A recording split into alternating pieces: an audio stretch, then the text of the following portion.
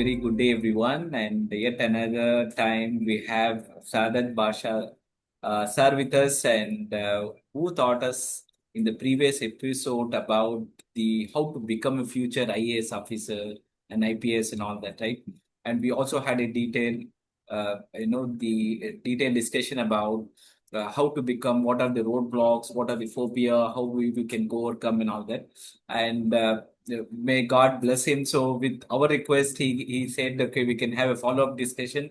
Last time it was very holistic way it has been addressed. So now it is a great time that we can go a little bit tiny detail and then find out more detail about how to becoming AS and IPS officer. So this discussion is called follow up discussion to the previous what has been held. So, and if somebody wanted to know before previous version, you can catch up the first episode. And now this is the. I'm so happy and I'm so grateful to invite yet another time Sadath Basha sir. How are you doing today? Thank you so much, Abrar. Alhamdulillah, I'm doing good. How are you? All good actually. So what you have for us today? So just wanted to build the conversations about how we can become a future IPS and IAS officer. It's great. Thanks. So, few things from personal experience, what I've seen among the students. I'll just like to share few things with them, with your audience, inshallah. So, first of all, the thing is, this is a marathon. Everybody should keep in mind. This is not a short-term goal. This is a long-term goal. That is the first thing everybody should be prepared. So there is something called as delayed gratification we use. We use a word called delayed gratification, which is one of the qualities of human beings, which separate us from animals. Animals, they just look for their food for that time and that's it, finish. But humans, we plan long term, 1 year, 2 year, 5 years, 10 years, 50 years, we plan. Okay, that's a special quality of us.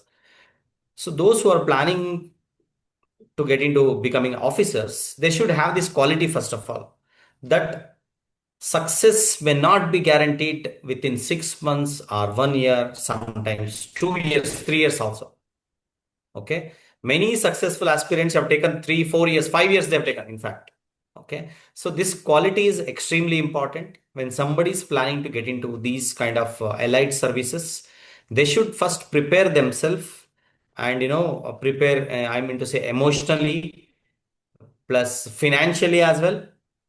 They should plan their all their things, including their family status, whatever is there. They have to take all those things into consideration and come into this. Otherwise, what happens many of the times, because more than 10 lakh people apply for this exam, whereas the outcome is, can you guess what is the outcome? If you remember, More than 10 lakhs. more Okay. than 10 lakh applicants, Okay. aspirants. But what is the final result? How many people will succeed ultimately? I can give a ballpark number, maybe No 10 problem. percentage. 10 percentage of. 1,000 members. Oh my God. So very less than Yes. 1%. Yeah. Yes. Okay. So it is 1,000 members who will Okay. succeed. That is fixed. Okay. On an average, it will be 800, 850, 900, approximately 1,000. So we'll take it as 1,000 nearest number. 1,000 is the maximum cap. Even if 10 lakh are brilliant, still only 1,000 will be selected. So all the 10 lakh members who apply, everybody thinks that they are going to become IAS officer.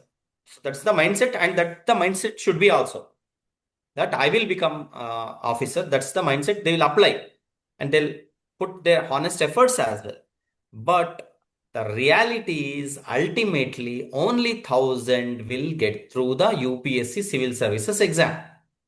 Okay, now if you ask me, sir, will all the 1,000 become IAS officers? No, not everybody can become IAS officers, because for IAS officers there is a quota, say 10%, 20%, say around 150 to 200 members can become IAS, another 100 can become IPS, then IRS officers, foreign service officers. So we have different categories there again.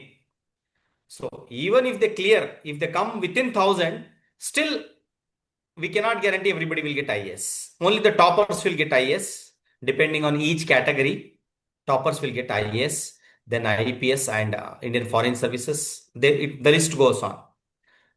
So when there is so much of challenge, why do people still try? Okay, there is something called as hope that everybody wants to, have that prestigious the tag of IAS is one thing, and this position actually gives a lot of satisfaction to people. So that's why, because person, I have seen many students who have worked in IT for 10 years, 5 years, not so satisfied. They're not feeling any, meaning in their life. They trying to come here. I want to share one story of Kanishk Yeah, Kateri. please. He studied in IIT Mumbai and completed computer science engineering. And he was working for Samsung, South Korea. He was in South Korea. So one day he decided, I'm doing a good job, but somewhere I'm not happy. I should go back and do IAS. That is UPSC exam. Can you guess what was the salary when he resigned? Just a wild guess. Just uh, just give ballpark number, maybe 1 lakh per month or 2 lakh per month, like 2 lakh. Okay. He was getting 1 crore per year. My goodness, so it's too huge actually. Yeah. It's a huge number.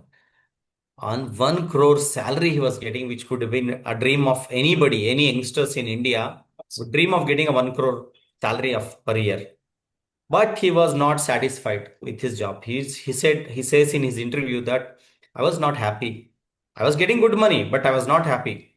So somewhere I felt being with people, serving people gives more meaning to my life rather than just sitting in front of my laptop and doing the work. So that is what triggered me to become IS officer. So he comes back to India, attempts UPSC and clears UPSC in his first attempt itself with All India rank 1. Oh, He gets that's All India rank 1.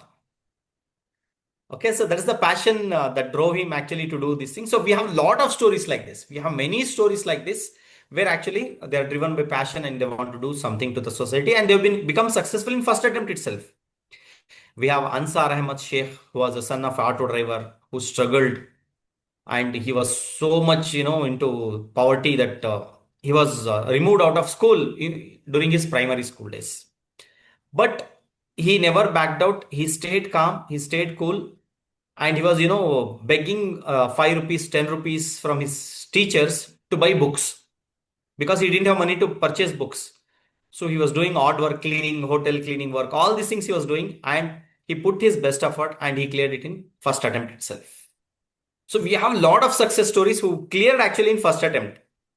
Okay. But we have many stories who actually could not do it in spite of many attempts. So what I say is put your best effort, but at the end there is something called as luck. There is destiny which is written. Okay. So first put effort, then there is destiny. We have to accept whatever it is. So putting effort is on our side, but results are not in our hand. Efforts are in our hand.